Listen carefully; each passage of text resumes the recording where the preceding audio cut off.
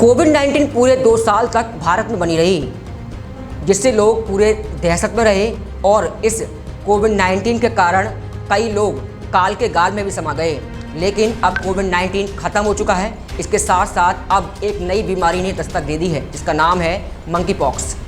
Monkey pox के भारत में 4 मामले पाए गए हैं। सबसे पहला मामला दिल्ली में पाया गया, इसके बाद एक और मामला अब आगरा में पाया गया है। इसके बाद आगरा में हाई अलर्ट घोषित कर दिया गया है और बाहर से आने वाले सैलानियों पर अब निगरानी भी रखी जा रही है।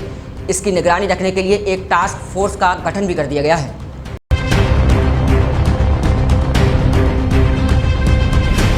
आपको बता दें कि भारत में मंकी पॉक्स के 4 मामले सामने आ चुके हैं, जिसमें कि एक राष्ट्रीय राजधानी दिल्ली का भी है। नई दिल्ली में मां की पार्क के दस्तक के बाद ताजनगरी आगरा में हाई अलर्ट घोषित कर दिया गया है। आगरा में रेलवे स्टेशन से लेकर बस स्टैंड तक सैलानियों तक की निगरानी की जा रही है। इसके साथ ही टास्क फोर्स का भी गठन किया गया है।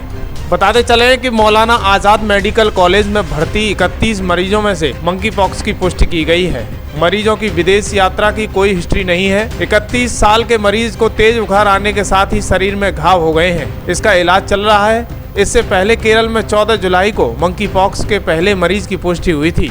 यह देश का मंकी पॉक्स का पहला मरीज था। इसके बाद 18 और 22 जुलाई को मंकी पॉक्स एक और केस मिले हैं। ये मंकी पॉक्स का चौथा केस है। दरअसल आगरा में सीएमओ डॉक्टर अरुण कुमार श्रीवास्तव ने बताया है कि मंकी पॉक्स में संक्रमण के 21 दिन बाद लक्षण दिखाई देते हैं। ऐसे में अधिक संख्या में लोगों को संक्रमित होने का खतरा रहता है। सीएमओ ने कहा है कि आगरा में देश से नहीं विदेशों से भी ताजमहल के दीदार करने के लिए लोग पहुँचते हैं। इस कारण आगरा में निगरानी करना बहुत आवश्यक है। कोविड-19 के दौरान भी आगरा में विदेश यात्रा से लौटे व्यापारियों ने इस महामारी को फैलाया था। अब एक बार फिर से मंकी पॉक्स के कारण स्वास्थ्य विभाग में अलर्ट मोड पर है। वहीं सीएमओ आगरा ने कहा है कि मंकी पॉक्स जैसी बीमारी से घबराना नहीं चाहिए, क्योंकि ये 2 से 4 सप्ताह में स्वतः ही ठीक हो जाती है। कोविड की तरह यह जानलेवा या खतरनाक नहीं है। इसके रोकथाम 100% इफेक्टिव है। संक्रमित व्यक्तियों को हमेशा दूर रहना चाहिए। ऐसे संक्रमण से बचने के लिए सबसे जरूरी साफ सफाई है, क्योंकि संक्रमित व्यक्ति से कोई संपर्क में या फिर उसकी लार या शरीर के अन्य पदार्थ टच होना खतरा है। कटी त्वचा आंखें, नाक, मुंह से भी हो सकता है। शारीरिक संबंध बनाने से भी मंकी पॉक्स हो सकता है। इतना ही नहीं, संक्रमित रोगी को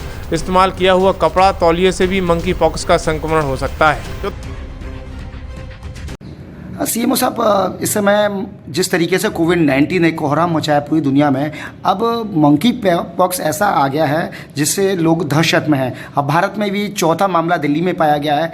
आगरा एक वैश्विक पर्यटन नगरी है, तो एक एहतियातन किस तरीके की कार्रवाई आगरा में ये फैले नहीं विदेशियों से, तो स्वास्थ्य विभाग क्या करने जा रहा है?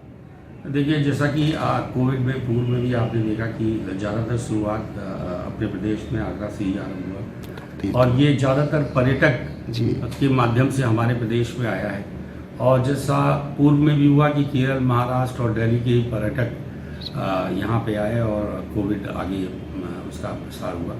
इसी तरह जब आप देख रहे हैं कि पूर्व में केरल से आरंभ हुआ और अब नई दिल्ली में आ गया है, तो इसका मतलब ये है कि हम लोग बिल्कुल संकट के बिल्कुल सामने खड़े हुए हैं। इसलिए हम लोग ने, जो हमारी आरआरटी टीम है और जो भी हमारी फ्रंट लाइन पे इस समय इन्वेस्टिगेशन या हमारे रेलवे स्टेशन पे, बस स्टेशन पे और ख़ासतौर से एयरपोर्ट्स पे जो हमारी टीमें हैं, उनको हम लोग ने सेंसिटाइज किया है। इसके बारे में पूरी जानकारी दी है। इसके अतिरिक्त किसी भी तरह की अगर कोई भी वायरल फीवर या फीवर की कोई भी दिक्कत हो तो उसको सेग्रीगेट करके तुरंत आइसोलेट करने की व्यवस्था की गई है। साथ में अगर कोई भी सिम्टोमेटिक हमें पेशेंट मिलता है, तत्काल हम उसके कॉन्टैक्ट्स को और उसके सैम्पलिंग की व्यवस्था कर उसको हम NIV पुणे को भेजना है। जहाँ तक सैंपल्स लेने हैं, ब्लड, यूरिन या जो भी हमारा लीजन है, उसके कलेक्शंस की व्यवस्था कर ली गई है।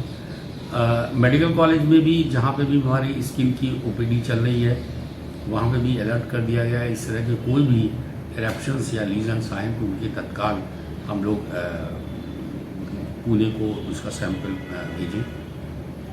जनरल तौर पे देखा गया है कि चूँकि इरप्शंस और मैक्यूल या पेप्यूल काफ़ी ज़्यादा बीमारियों में होता है, परंतु इसकी बीमारी का एक पैटर्न है कि फेस चेहरे से आरंभ होता है और फिर नीचे की तरफ फैलता है। इस तरह के पर्टिकुलर अगर जहाँ पे भी हम लोग को कोई भी बीमारियां मिलेंगी या कोई भी इस तरह का रोगी मिलेगा, तत्काल उसकी सैंपलिंग की जाएगी, उसके कॉन्टैक्ट ट्रेस करके होम उसको आइसोलेशन कर